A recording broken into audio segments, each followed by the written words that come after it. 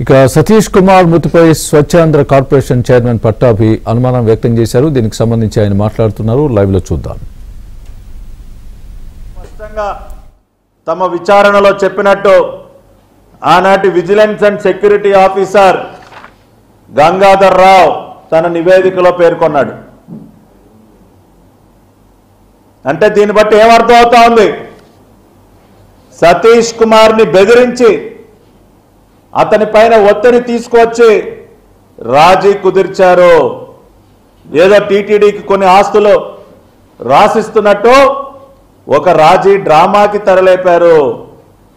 ఇవాళ సిట్ వారు రవిశంకర్ అయ్యన్నార్ గారి నేతృత్వంలో పనిచేస్తున్నటువంటి సిట్, కోర్టు ఆదేశాల మేరకు ఏర్పడినటువంటి సిట్ ఇవాళ సతీష్ కుమార్ గారిని ఏమని ప్రశ్నిస్తూ ఉంది?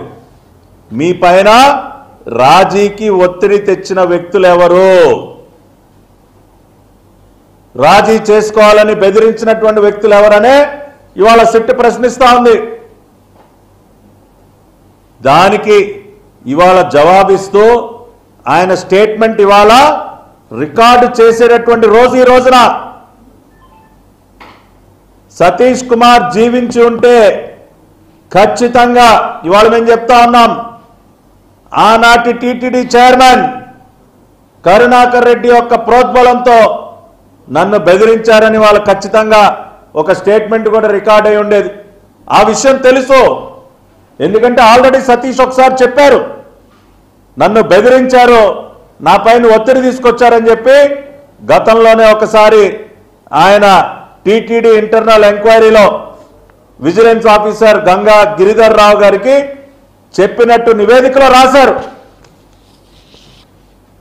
ఇవాళ ఇదే అంశం సిట్ ముందు కూడా సతీష్ కుమార్ రికార్డ్ చేస్తే ఇక మా ఖేల్ ఖతం, మేము చేసినటువంటి పాపం ఇవాళ పూర్తిగా రుజువు అవుతుంది, బట్టబయలవుతుందని చెప్పి ఒక భయంతో ఈ నరరూప రాక్షసులు కరుణాకర్ రెడ్డి, వైవి సుబ్బారెడ్డి, వాళ్ళ దొంగల ముఠ, హంతకుల ముఠ అందరూ కలిసి ఇవాళ సతీష్ కుమార్ని అత్యంత కిరాతకంగా హత్య చేశారు. ఇవాళ ఖచ్చితంగా దీనిని ఒక హత్య కేసుగానే భావించాలి.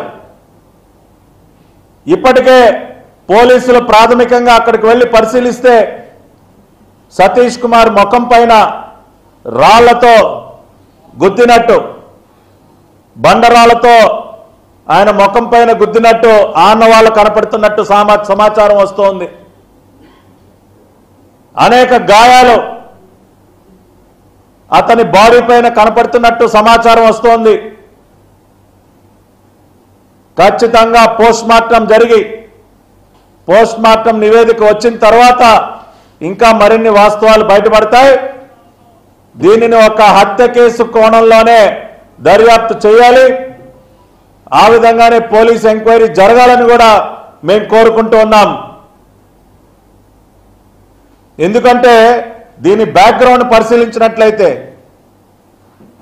ఖచ్చితంగా అదే నిర్ధారణ అవుతా ఉంది. నిజంగా అంత భయపడే వ్యక్తి సిట్ ముందు ఒకసారి విచారణకి ఎందుకు హాజరవుతాడు?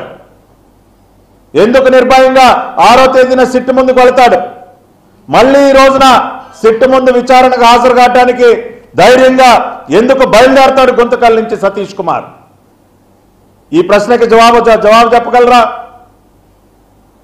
ఇవాళ సతీష్ కుమార్ తిరుపతి చేరుకుంటే, సిట్ కార్యాలయానికి చేరుకుంటే ఇక తమను ఎవడో రక్షించలేడు అన్న ఒక భయంతో కరుణాకర్ రెడ్డి, సుబ్బారెడ్డి ఇద్దరు కలిసి ఇవాళ ఈ పాపాన్ని ఒడిగట్టారు.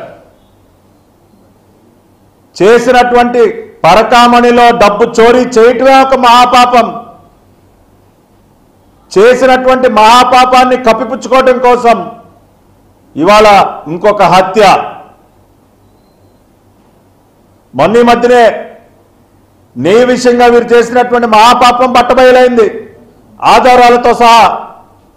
ఈ రోజున పరకామణి కేసులో కూడా ఇవాళ సతీష్ కుమార్ ఇచ్చినటువంటి స్టేట్మెంట్తో ఇక తమ పాపం మొత్తం కూడా పూర్తిగా బట్టబయలవుతుందన్న ఒక భయంతోనే ఇవాళ సతీష్ కుమార్ని హత్య చేసినట్టుగా మనం భావించాలి. ఇవాళ ఈ వాస్తవాలన్నీ దయచేసి ప్రజలు అర్థం చేసుకోండి.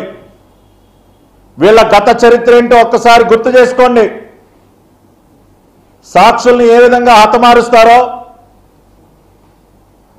హత్యలు చేసి ఆ తర్వాత కీలకమైనటువంటి వ్యక్తుల్ని ఏ విధంగా అంతమొదిస్తారో, ఒక పరిటాల రవి హత్య కేసులో ఎంతమంది సాక్షుల్ని వీళ్ళు పొట్టలు పెట్టుకున్నారో, మొద్దు శ్రీను పరిస్థితి ఏంటి, పటాల గోవర్ధన్ రెడ్డి ఏంటి, ఓంప్రకాష్ ఏంటి, అజీజ్ రెడ్డిని ఏం చేశారో ఒక్కసారి గుర్తు చేసుకోండి.